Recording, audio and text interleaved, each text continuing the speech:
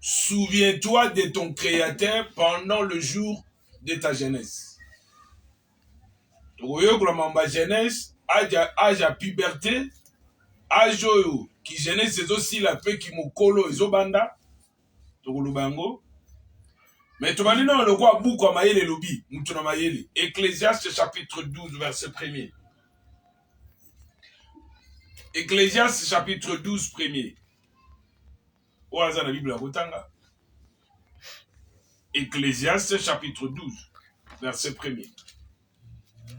Ecclésiaste chapitre 12 premier verset. Ok.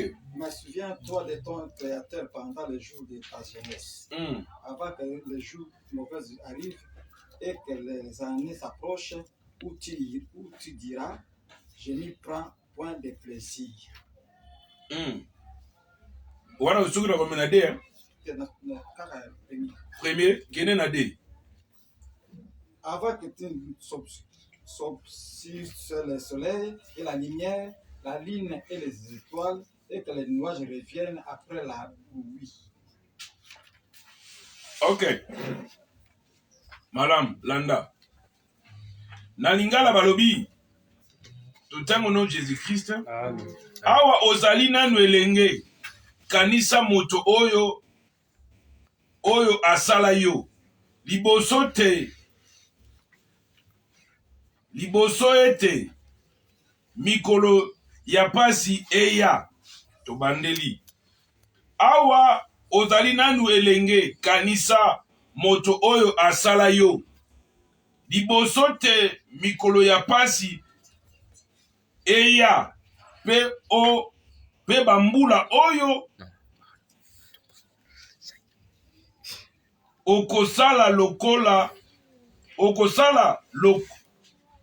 okosala koloba te bomo ezali kopesa ngai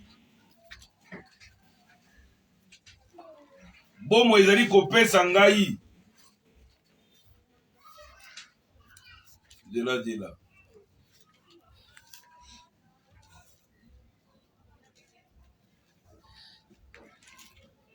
Ok. Yango wana totanga. Kanisaka mikolo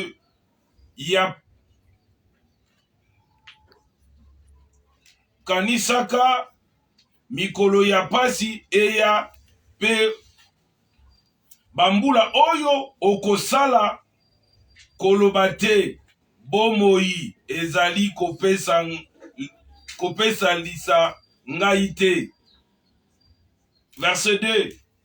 Ekozala nde lokola mikolo yango bomoi, mikolo yango moi sanza pe minzoto ekomi mokili pe mbula ezali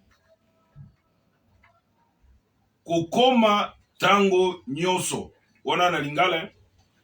Mais toke na kata wakabi, souviens-toi de ton Créateur pendant le jour de ta jeunesse. Avant que les jours mauvais arrivent. Avant ta mabeya. Nde papa na jatangi. Avant que le jour mauvais arrive. Avant que mbula tongonga ya mabeya na vi na yo. Il a dit que tango za na makasi. O loba. O tambola. Essayez o se souvenir na Nzambe. Bien aimé, si vous avez prié sur ma salle, que son âme repose en paix. Soki pendant les jours, il y a des vivre dans la mokili. Aïbaki ko lukamuto apesa ka kimete, ata kuvia odana kimete. Amen. Kimia o nyoso ozoluka sima ko kufa nao. Kimia ni yozoluka. Ata ba che bouquet de fleurs babi que ton âme repose en paix. Ata ba salelo ba mesa requiem. Ata ba salelo nyoso. Ego produit le côté. Oh, pendant yo zara bomo ezatande oye banzambi. Amen. Bizeti to bipalo batu basalaka ezana tina te. Bipale balofundu lolendo. Hein? Mapeka. Ceux qui ont eu qu'on se souvenir dans Nzambe était un problème. soki ozomema vino na bulu yeke tant que oza jeune via mutu ebandaka na apartir ya kijeunesse nde makambo ebandaka ya malamu soit ya mabe. Bana mi tomoni bango moni abanda mabe depuis azalaka mukie aokola nango tia ozokola na mabe wana abanda nango mukie mabe babandaka nango kimukolo te mabe babandaka nango na age ya muke ere akotelemela mabe eza ere age mwana aza mokie.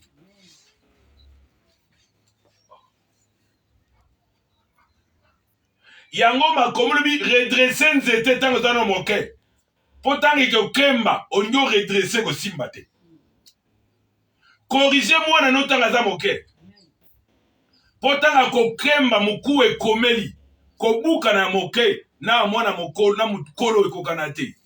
Mwana moke soki abuka na aza bebe bakotie plâtre eza différent ekosala mais so mokolo abukani na age moku ese ekomeli ekemba abukani tala ndenge akozala.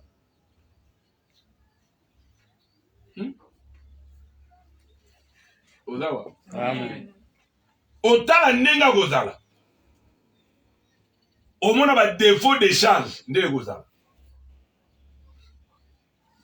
Bible dit souviens-toi de ton créateur pendant le jour de ta jeunesse. Babi te ke on se souvenir na nzambe na age ya kimokolo yes okoye bato mosusu bayebi nzambe na age ya kimokolo mais eza bato bayebi nzambe wuta bomwana na bango. Eza mutu so ayebi nzambe na wuta age ya kimoke azokola na kati na makambo wana na ndona na témoignage ya bajeune mjimo moko boye babi ke bango mibale moko ayebaki nzambe liboso après mosusu yeba mpe nzambe mais eza na bajimo ou bien bajimele mosusu oyo bayebi nzambe te bazali kaka bajimo na bajimele te oyo abotama mpe kaka ye moko ayebi mpe nzambe te na vi na ye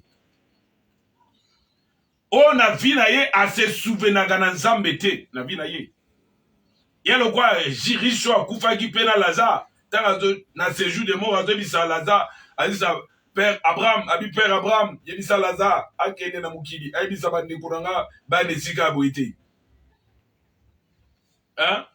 nde lisesono bayemba bayemba mpe na chorale yebisa bozwi yebisa famille na nga baya na esika ya boye te ebi nzembo wana ebi yango nana ebi nzembo yango oyebi te so yebi soka nzembo frère wana mokili oyo bambango ya frère ya nzambe mpe eza nango wana ngo na tuni ya frère ya kolo wana ngo eza nango ebele tina telefone azo tofuye ezaka ya nzambe po me mosusu eza na soki ofungoli telefone omona mokili na mokili na kati ya telefone wana oh nostalgie kola sunga yo abi souviens-toi de ton créateur pendant le jour de ta jeunesse. Tozeno parenthèse mais tozoya toloba makambo bilenge tolobela âge ya puberté âge ya puberté tomona yango na bana basi mpe na bana mibali. Âge ya puberté selon bascience selon baétude oyo bato basali na mwana mobali eyebanda de 9 ans à 14 ans na mwana mwasi ezobanda de 9 ans à 16 ans me bamonaka psychologie ya mwasi ya mwana mwasi na mobali ekokana te. Ya mwasi aluka abandi olata maputa abandi oluka bacrayon kopakola amona moke me mona alingi poudre alingi crayon alingi kolingi kosala bavie wana mwasi faso ya oyo ya mwana mwasi azalaka na oyo ya mwana mobali ekokana te. naye soko ozali donc ekokana te ata na kati ya ndako osandi ke ekokana te. Ya mwasi aza na ndenge azosala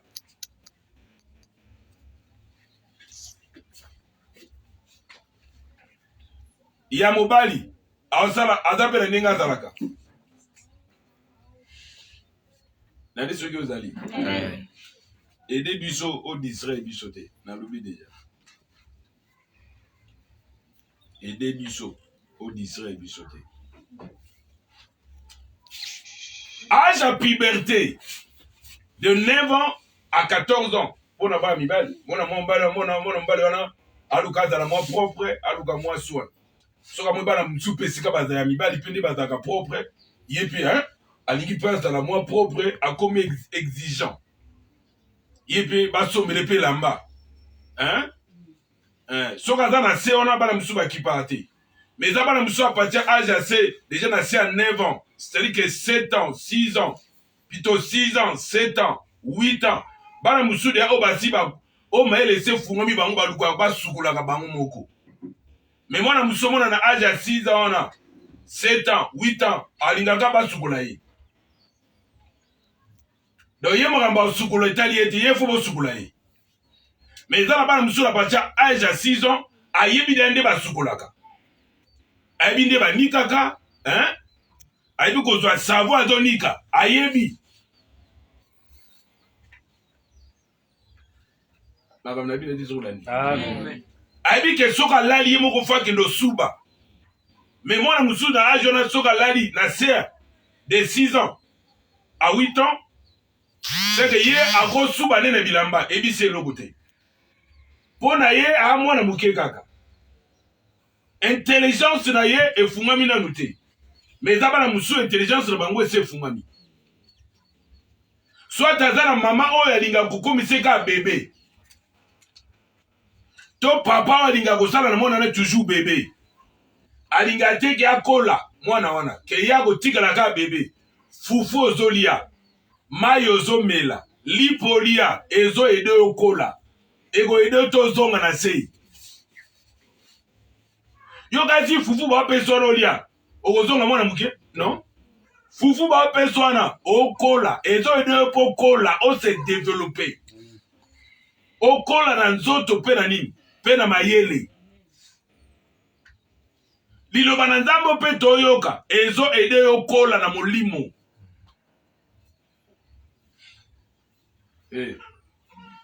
donc bana mosusu aza na age wana apartir ya ba 9 wana ntina se asubaka na mbetu bazali mais conscience na elobelaki te ke fo atika kosuba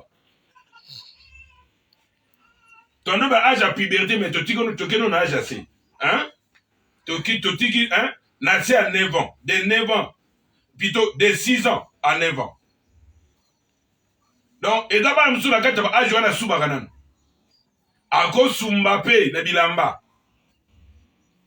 bazali mpo baza na problème ya koedike parent na ye edika ye te ke soki oki mpota kosuba kee na mpo sala kaka wana te akoza tika atelemi ye na aosala nyonso wana mpe soki parent ne balobi na ye parent asiliki nabotama wana na césarienne na nyokwa mwa nazwa zemi na pasi donc yo bongo na yo wana c'est-à-dire ke yo mpe fo banda osumba mpe kosuba na age okomi nango mpo epe baboto mpe nazo na césarienne baboto mpe na pasi suba bongo na mbeto libala mbwana na obengano okende mpa na bino kali ke soit kitoko ozali eza na batribi mosusu bana basubaka deya partir ba age wana omona mpe parane azotika yango soki amona ezokoba soki apart conseil ezokota te banda kosambela mpo na mwana na yo babebe mosusu bazalaka tozongi sikoyo de 6 ans tozonga deya na 4 ans bebe mosusu azalaka soki ndenge otie pampek soki asubi akolela ti bokolongola yango asumbi ti bokolongola donc aza bebe mais amonaka eloko wana ezoderange mais sikoyo yo mokolo 9 ans 6 ans 7 ans osumba na bilamba yeloba na eloko te mpe papa mpe mama no soki amoni osubi ndenge wana ayebisi eloko te kota na ndako ya bongo sola masuba ezalaka sola kaka soki okoti na ntongo bandako mosusu na ntongo okokota te mpo nivo ya solo eza na kati ya ndako wana solo eza na chambre wana osupporte te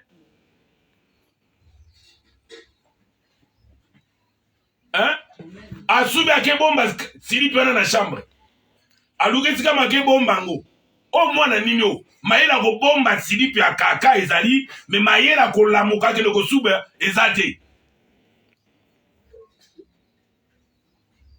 maela bowangana oni te ye muta subaki nde zwingai ah makasa koloba ezuyo me makasa kola moko ke loko suba tota la kaka ezati yo penza mwanu ba idiko ndeni ba bokolo ndeni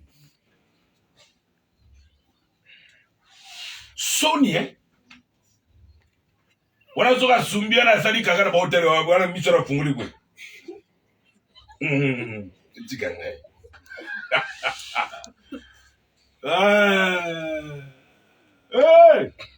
ozo kwedike bana no ndenge nini mwana baedikaka parti ya libumu oloba na ye mpo mwana ayokaka parti ya libumu ayoka soki olingi ete akoyebaka olingi ete soki olingaka epe akoyebaki yo olingaka ye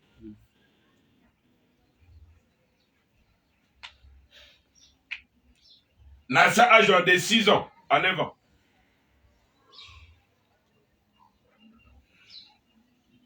hein? Makambo na biso yo Amen.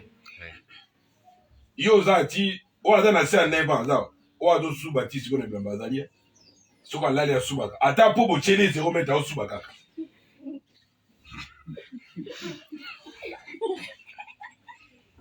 atebise mosi okoki pongi ye okoki mpota kosuba mpo yango lukuta na luvunu akosuba kaka na bilamba omona mpe ake klasi na silipi wana ya basuba wana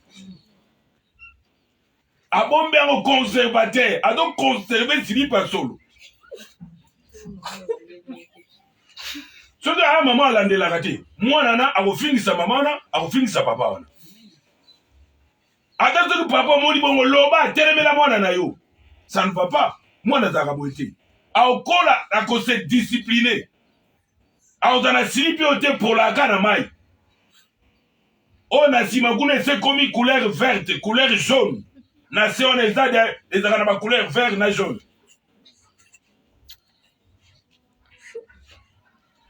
ozosambelama otalaka biloko wana te mwana na azolata silipi wana 3 jours 4 jours alataka silipi wana ekomi na couleur chocolat mpo soki esali transit elongo na noir eyokende vert jaune jaune moko ekomi lokwa neti esala couleur moko pale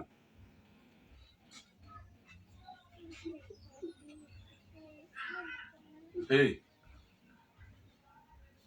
oza soko olamuki na ntongo pa okei otala te kalalaki ndeni ndeni okei mpo na yo commerce nde eza important mais bana oza na bango ozokontrole bango te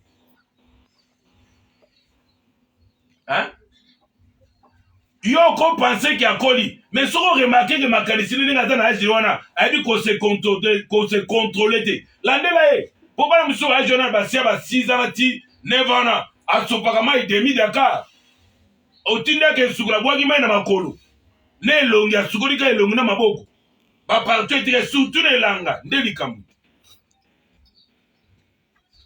o mai yango nini mai ezoswa mai yango nde gilet awa ha lakisa mwana na azalaka deja propre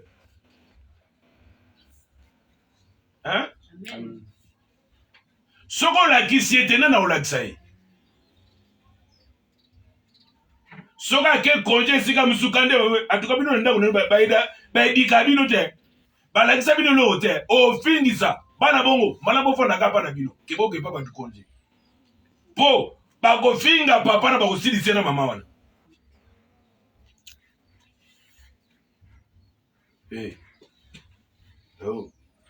oza natuni soki oza nayebi soki ebeti so libaku mpo ozaka basi abeti so libaku betisi biso libaku atokanga mpenza na beti libaku saute libaku bien aimé saute libaku saute hein saute âge à puberté c'est de 9 ans à 14 ans pour na bana mibali bana basi de 9 ans à 16 ans ce qu'on a kati wana c'est le période de passer l'âge de l'enfance à âge adulte. Ça veut dire que transition wana hein yalo kwa ozokene na topetaka exemple neti ya Congo neti okene na Lubumbashi province hein ya Katanga ezalaka Katanga elonga Lubumbashi Ah, pour me dire change. C'est ok, ne toke na Lubumba na province ya Katanga, c'est pour ça li transit. Nane na Kasai. Uti na Kinshasa non? Kasai vers kuna. C'est que transit wana Kolongwa na Kinshasa vers province ya Katanga, c'est que kati wana, hein? Ba makambo esalamaka. Donc kokota kokene na âge adulte. C'est que faut bisadem parce que bana basi t'es dans âge wana déjà de 9 ans à 16 ans abando na kati wana période goza déjà. O makila pona bana basi ba dobimé déjà. C'est que maman voilà que ça dit mona na yeke o ezo salo eza maladie o photo que dans hôpital que moi si biloko esalaka mais basalaka boye mais soki maman ye moka zoka aokoka utea mwana na yete maman libanda kutea mwana na ye makambo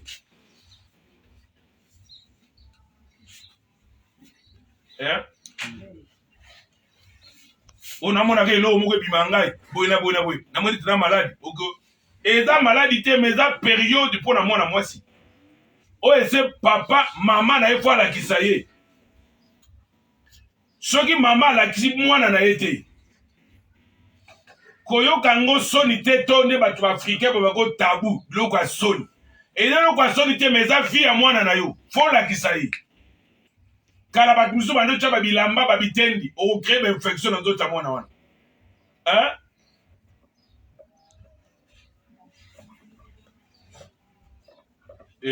ozali yati makambo nalo beso ezo edo ya eza intéressant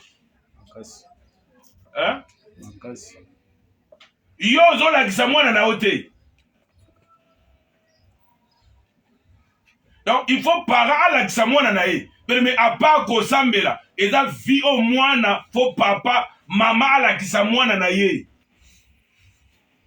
apprendre abenga ye mama lisolo na mwana lem si yo na pa ndenge okoma wana oyekola makambo wana te balakisa yo te ke baekreaka bainfection eza periode moko fo kokeba mpo na partir ya baperiode wana mwana mosusu oyo aza na kata kose controle te oyo alingi mpe mibali akoki mpe kozwa zemi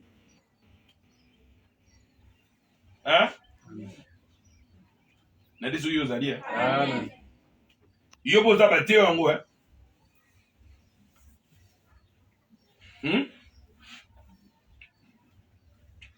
bateya o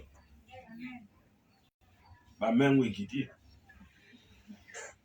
bateyaka oyo yango bamengo esoki ezaka na mopanzi moko na nango bateye makambo ete na mama na ye tomba loboko yo bateye makambo yango te ozoka soni kolo yo bateya oyo te makambo oyo oyo na olobo oyo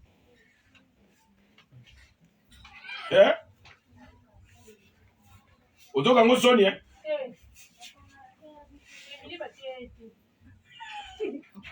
ata clair non clair non koyoka soni te yebisa mwana na yo oyoka mwana soni ndenge nini ozoka mwana soni ntango dege kosalama okoyoki soni susu wana ekomaki yo mwana nini oyo oyokisinga soni boye mwana wapi oyo omwana soni akomi mwana soni mpo ere akoteya yo oteyaki ye te ere akopesa etoli opesaki ye te age wana c'est de 9 à 14 ans baposa ya nzoto wana oyela ye soki abili na kota ya kokontrole priere te dege ekozala via kolinga mibale ekozala wana omona mwana mosusu na kaye nde ezalaka kala kaye ezali kaye d'amour azwi akomi cœur akomi quoi chéri d'amour je t'aime tu es mon préféré tu es merveilleux tu es fantastique tu es patati patata. En tout cas, sans toi, je ne vivrai pas. Sans toi, je dois mourir. Ma vie est rien. Tu es utile. Tu es merveilleux. Tu es fantastique. Faut moi kaya moi. Ndeza na kata bakaye kala. Bapita kaye de plaisir. Bon, lelo ba réseau et sociaux. Kota na WhatsApp, Facebook. Na messager nde maloba elo makuna. Yoka ba voice. En tout cas, na comprendre tene to ko lukala na liwa na fier. En tout cas,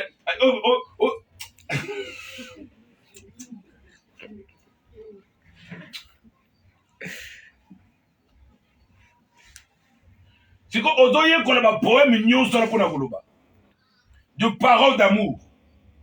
Et dans l'âge à puberté, et dans le temps où il faut parents à kebisa à ba ko veli ko na bana na ye. Il faut discipliner ça là pour ne pas tomber dans le piège.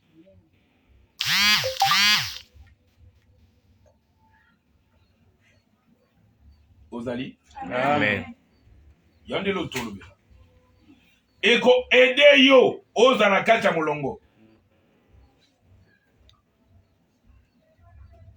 Pe kozali pamboli pona yo. Amen.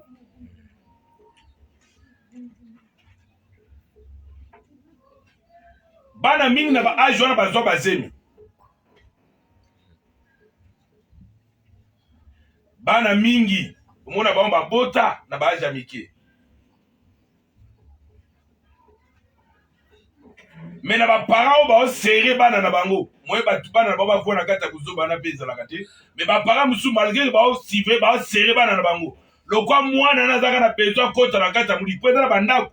Et dans la famille bana ba serré bango mais so autour na mwana na tuise mineni. Ba kena na ba garde ko, ba zonga na ba garde ko. Ajango ndeni a profiter ta kena na école wana. Tant ba tika bango na mutwana zongi ndesika o profiter. Poani na mutu na ye alinga salaka o azomona eza malamu wana. Or eza malamu te vu âge na ye.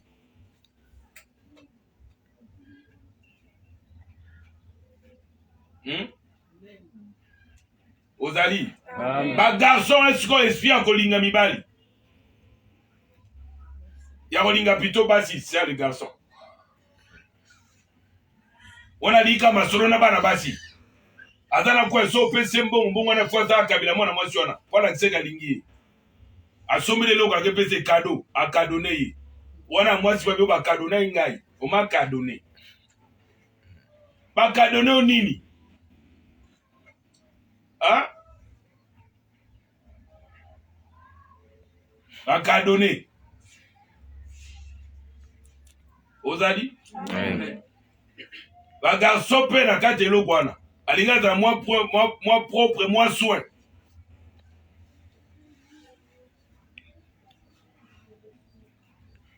Mais na kata nyonso kola sunga. Ok? Amen. Eza batawana. Edo senga papa pe mama amemaka mwana na ele losambo avant. Pe ateaka ayokaka mateya avant. Po akuya na piège ya munguna te. N'est-ce Rolandi? Amen. Akoma fille-mère avant te. Po eza mwana muso azokende classe mais asa azemisaki mwana bato. Akomi parent avant. Ye azokende na classe mais aza na mwana mwasi bato azemisaki. O ekolo tokolisaka bolingo. Ekibandaka mukie. Ebandaka muka pe komi ndeni. Hein? Nadi soki ozali ya? Nadi ka kola sunga yo. Et goza plus très important. Ozali? Amen. Âge wana puberté. C'est mwana ba ko sosola.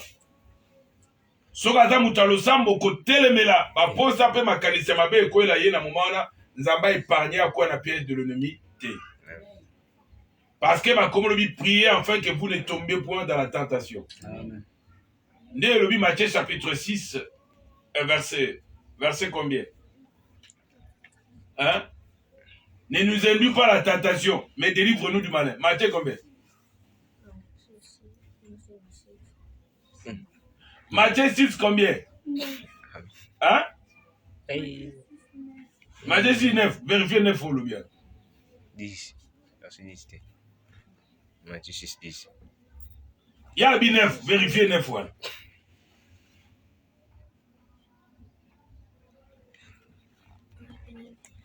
Matthieu 10, 6. 6. 13. 6.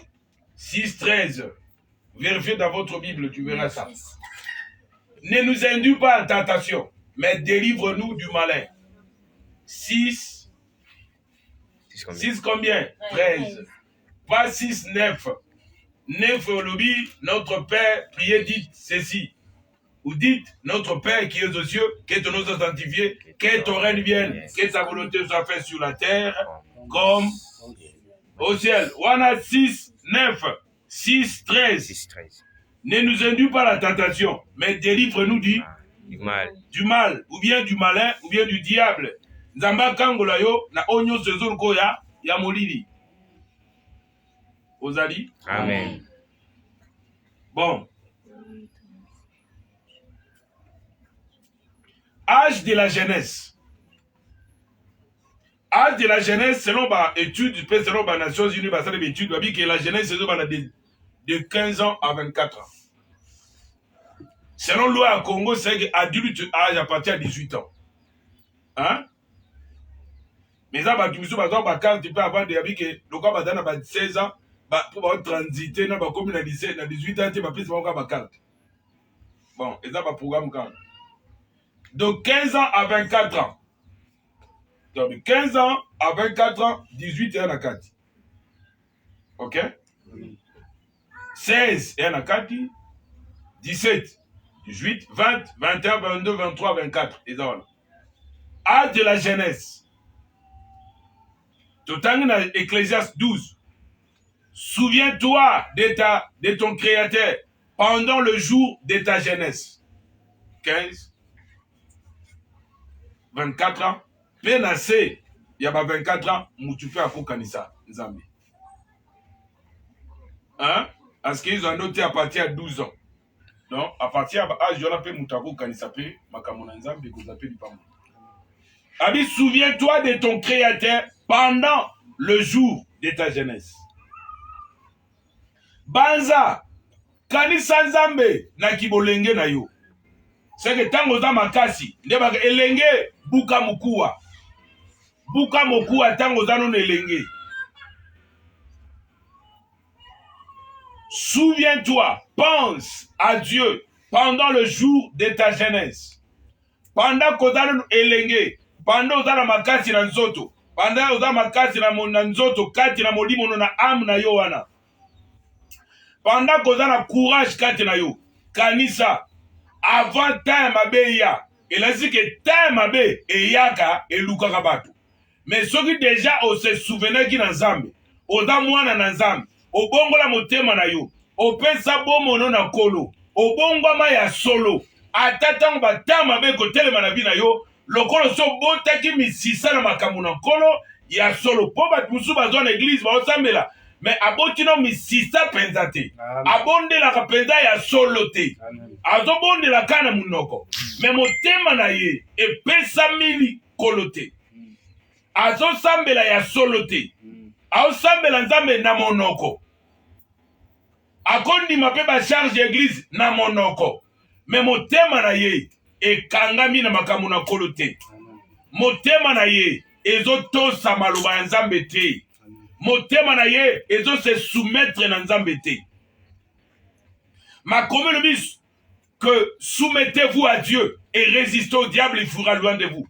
La soumission, c'est l'obéissance parfaite à Dieu. Le respect de Dieu, le respect de sa parole. Koto saliloba, kosala oliloba na Nzambe esenga na yo. Jacob alobi, Jacques, apôtre alobi, ne vous bornez pas seulement à écouter, mais mettez en pratique la parole que vous écoutez. Tiana mosala lilobo zoyoka, po ekosunga yo, na bileko na pasi, na bileko ekoya makasi na sena moi, yo boyambi na yo ekotenga na te, ekotitibe te, ekokweya te, me kozala ngui, ekotelema ekozala makasi. Amen.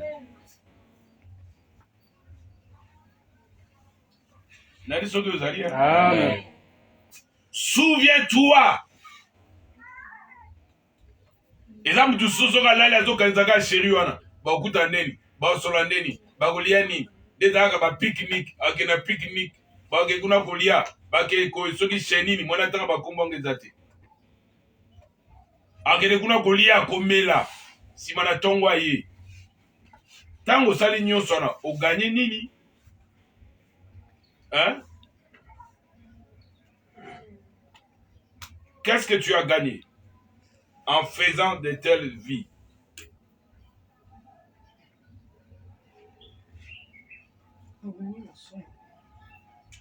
Vous gagnez Masumu, hein? Vous gagnez tonton Masumu. Hein?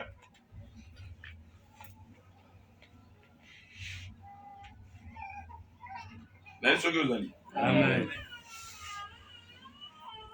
Souviens-toi de ton Créateur pendant le jour de ta jeunesse, avant que le jour mauvais arrive. Depuis le lobby. Ya motango ya mabe ya na se na vie na yo. Avant que le mauvais arrive, avant que le temps dur arrive, avant que les complications arrivent, avant que le désordre arrive, avant que l'obscurité arrive, souviens-toi de ton Créateur. Amen. Souviens-toi de celui qui t'a créé. Amen. Odali. Amen. Genèse 1er, verset 26. Genèse 1er, 26.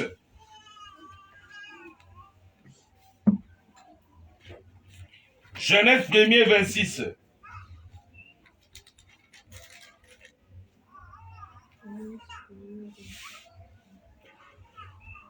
Genèse 1er, 26. Vous t'entendez, Gazali? Ok. Puis Dieu dit, faisons l'homme à notre image, selon notre ressemblance, et qu'il domine sur les poissons de la mer, sur les oiseaux du ciel, sur le bétail, sur toute la terre, et sur toutes les reptiles qui rampent sur la terre.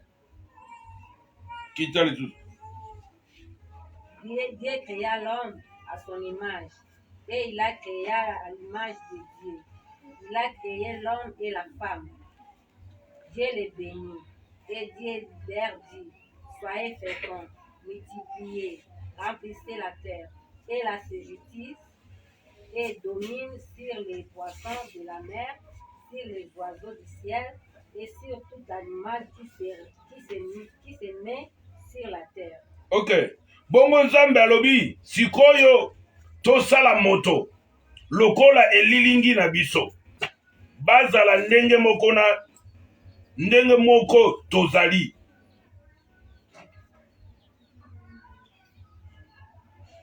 Bakozala bakonzi ya bambisi ya ebale, bandeke ya likolo, ya nyama pe mboka.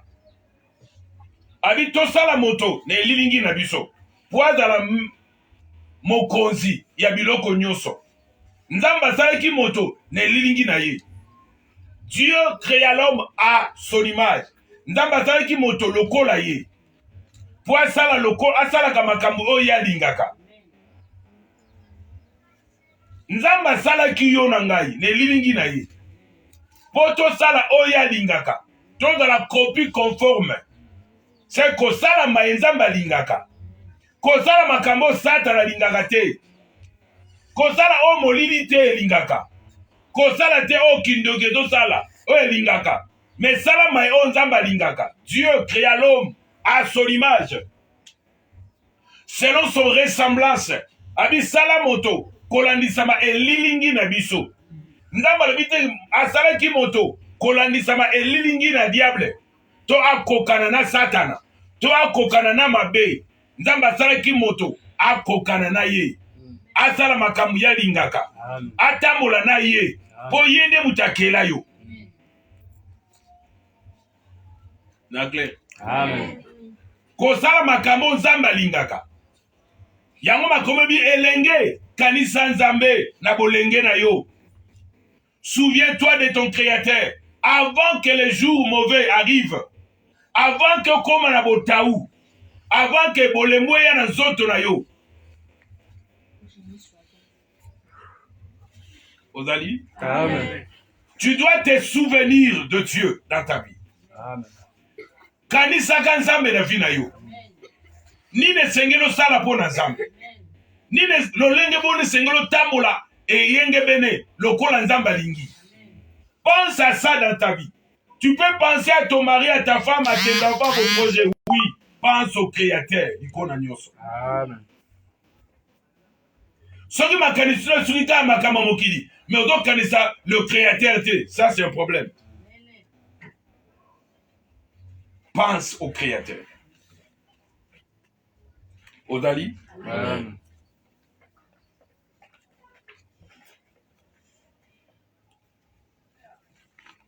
Selon l'étude, monsieur Sam, le début de la Genèse et la fin de la Genèse. C'est-à-dire qu'à partir de 25, Genèse 26, plutôt 15 à 24 ans, et à partir de 50 ans, tu peux battre non plus bagel. Mais à partir de l'âge de 65 ans, à partir de l'âge de c'est déjà que tu quittes la Genèse.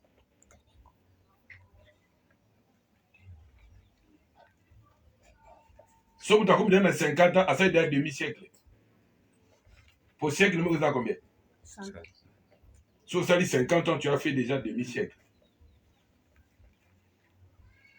Comme on peut cause dans la vie, comme on peut cause dans la vie, il y a des choses, hein, la vie, mais il y a ce que Dieu te protège. Amen. Mais tu dis qu'à partir de l'âge de jusqu'à 50 ans, c'est tu es déjà adulte déjà. Au sokoli.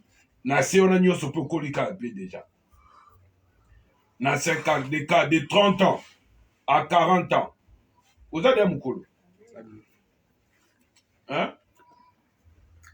Au coli déjà. Vous avez un mouké de 25 ans. Vous avez un mouké gars. Hein? Au sokoli. Au comment makambo au sala faut tout na kabal. To mayele kati londe zarakati.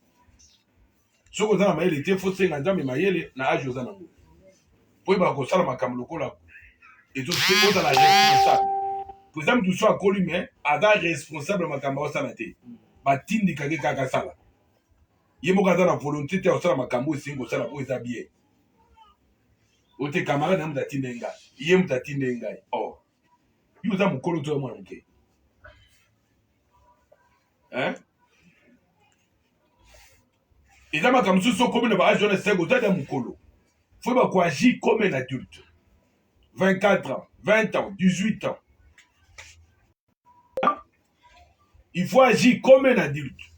Adulte, oh, ayebizambe pe abongwama. Ada baptisé na molimo pena, ada baptisé na mai pena molimo, comme na molimo pena mai. Ayamba yesu na vie na ye, ada mo Christ ya solo, un bon chrétien. Pe oda na témoignage ya malam na vie na ye. Amen. Na famille sika fandi pe partout et sika tokende. Amen. Ana témoignage ya bien.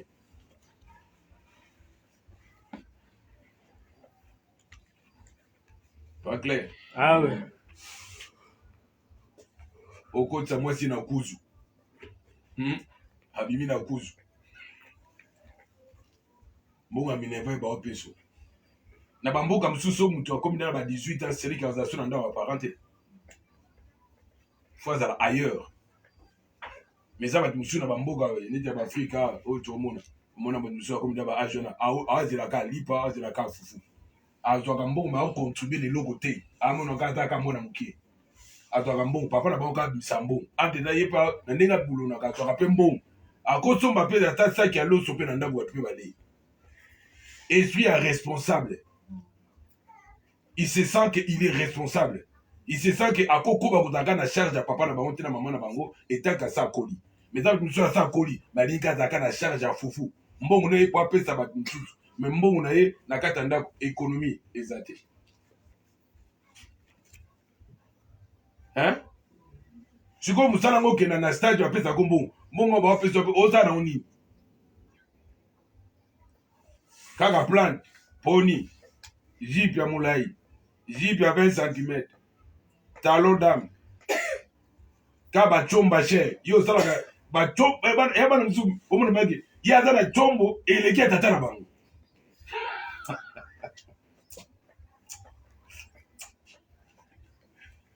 Hein? Nzambe ya bomoi. Kolatunga. Donc, au combien dans âge wana, il faut se sentir que tu es responsable. Ne proverbe le bake, mwana fa yebaka, mwana sa koli, ayebaka pri ya kwanga, tanga boti bazali. Po mukolo bagozala te, akoyeba kosomba ngo, ata aza supele na maboti na ete, esika kokende. akoyeba ko se prendre en charge. Amen. Hein? Amen. N'est-ce que vous avez dit? Amen. Yo daga soke para bino apose nandaka papa bino ebeta donc para bino ka trop net appel vidéo faut zonga ka para bino po ba misuba ko ya ko tuna autorité po ba si ba sala ba buzoba lokwa yo ka kata mona po ya ko tuna tori na ndako et comme problème poani asa tengami po meta te tonga kaka ata marteau bire ba obeta po ba redresser hein ko éduquer ko pesa toli et ça très important et ça va musu basi ba koli 18 ans mais binde balala te hein avec bazana ba mibali mais bi kolala te bana ba problème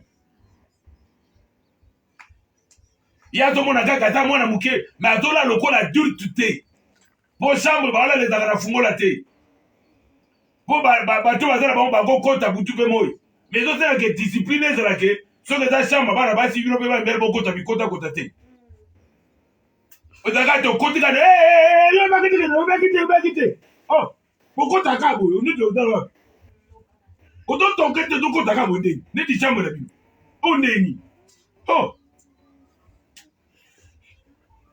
oza na profit kuna to nini profit ya miso to nini hein?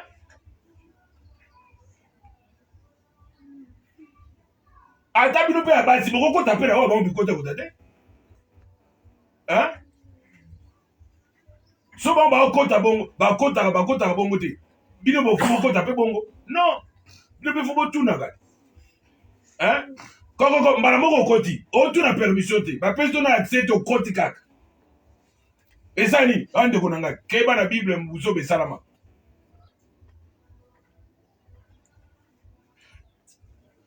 na bana David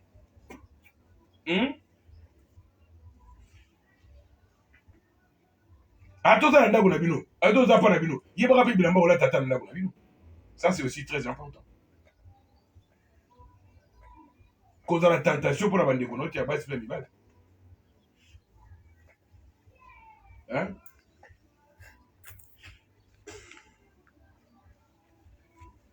makambo na bino yebi soki ozokango ata shamba papa mpe mama okokota bikotakota te ata boza na incomprehension mbango okokota na shamba kuna so okoti bao na position mosusu okoloba nini keba na abomination eza chambre na bango eza ayo te nyonso wana ndeko moko abinanga pasi na bamboka oyo neti bafrance oyo basala baporte ezanga bachambre oyo ezanga bakadena ezanga bapoigne ezanga ndenge na kaka boye so mwana kokota kaka de moma loto akokota na bitala kanga boluka ndenge obongisa bobongisa kanga en principe chambre appareil fo ezala kokangama ekotaka kaka boye te lokwa okokota na nzela nini okota na nzela nini ya province nini donc mwana efo abanga chambre mpe ya baboti na ye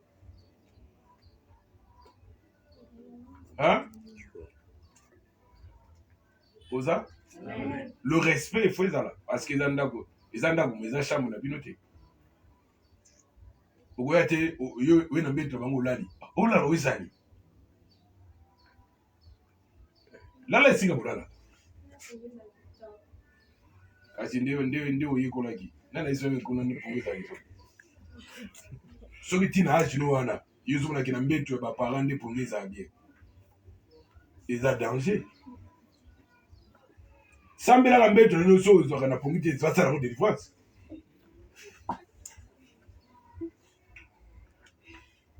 papa koya ute mosala zoni mpe akoya balembi ya ngala sikoyo olali wana siko eyebalala wana tasani twala na kiti so biso te mo papa ko mutu mabe eza mbetu na bino te oh yawe nzambe na ngai bateyo biloko na te biso toteyo Au moins que maman va bengo ya dans la botte de na bango ndo fandi wana. Soki te rien. Koko ta été ola la kabila la. Ola oyo lukani. Hein? On est un mbeto za sacré pour la baboti.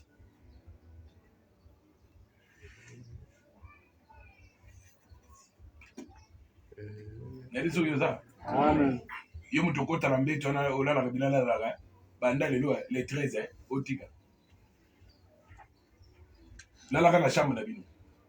Bongisa chambre na bino pour la laguna. So bomi olingo bongisa chambre na bino te po ya ba bongisa ezaka po de la laguna. Lelo zonga bando bongisa chambre na bino. Eza ba chambre so bandi misu po no kutala ba chambre so balala ba pende ngine. Hein? Yebidaki. Yo la kana mbetu bondeni. Hein? Ona ba mbetu misu te ba pesi ba to te pesa zobi. So ala na butu kintekwa zobi. Okaka. Abeta be kintekwa soko fini bo makila. Eh!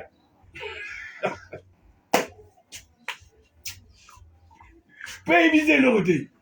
Voilà bien, au nom de Jésus. Badako longola biloko eza ça été la jambe nona. Sika wala wala. Ndabelo. Mbangu na prophétie, mais sanitaire au longola te. Ça c'est un problème grave. Hein? Le roi Badaba de combat na bandeko na chambre na fuba kotra bikota kota. Non! Mais la discipline. Hein? Pour faut discipliner ça là. Il faut ordre ça là. Dieu n'est pas un Dieu de désordre, mais il est un Dieu d'ordre.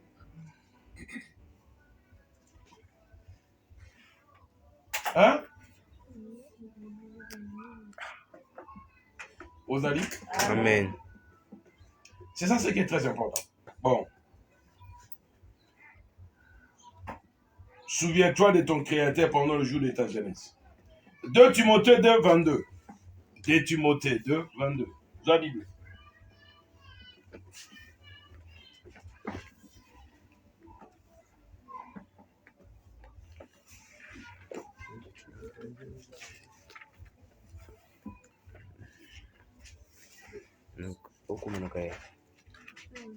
Ah, yo. Mabitu. Comment? 2 Timothée 2, 22. Yango wana kima baposa oyo bilenge basalaka. Na yango luka nde makambo ya bosembo, bondimi, bolingo, pe boboto. 2 Timothée 2, 22. Yango wana kima baposa oyo bilenge basalaka. Na yango luka nde makambo ya bosembo, bondimi, bolingo, boboto. Fuyez les passions de la jeunesse. Baposa kibolenge. Fuyez. Kima baposa mabe. Longola ba milieu mabe. Boya ko fréquenter ba milieu comme mona kata masumu. Atala ba réseaux sociaux. Sobi ki alobano makamala mutapesa ko abemba atindela ko ba vidéo mabe bloqué. Abenga ko ba air tardif habite ko za obala la buta benga ko yoko na butumbala la liyo na téléphone kabo. Nini yo ta marié. Nini ozaka na fiancé do ye musala isu nini na vie na yo. Hein? Ozaka na téléphone nini ngotala ni. Hein? Fuyez les passions de la jeunesse. Qui m'a posé qui bolenge. Pour la neuf Saint Timothée soit un modèle que personne ne néglige ta jeunesse. Moutoua sakana na kibolenge na yo te. Batela kibolenge na yo. Kobebisa kibolenge na yo te. Lesu na kibolengo solongoli 3e, 4e solongola. Oza expert na bolongola na kibolenge na yo. Hein? okoma yela ko bana babali bana ba oyate nani ndoki hein. Fouillez les passions de la jeunesse kima baposa kibolenge makomolo bito kima makomolo bite to telema makomolo bite ko fanda ou résister non résister au diable mais le péché fouillez kima atababi ko za yuma dikamute mais kima Joseph akima ki